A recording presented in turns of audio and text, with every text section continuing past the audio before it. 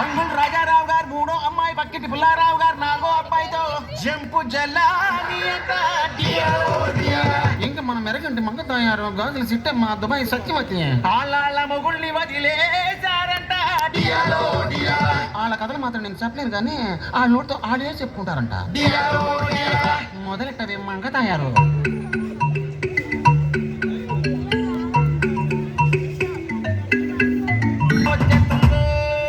గజ్జల సప్పుడు విన్నాడా ఎక్కడి గళ్ళావంటాడు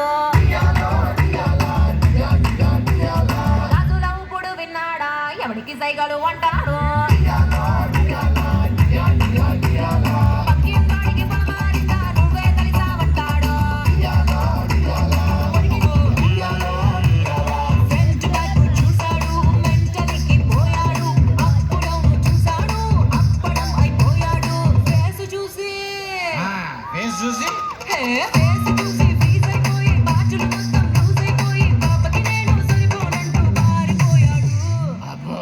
అంత గొప్ప ఫేసా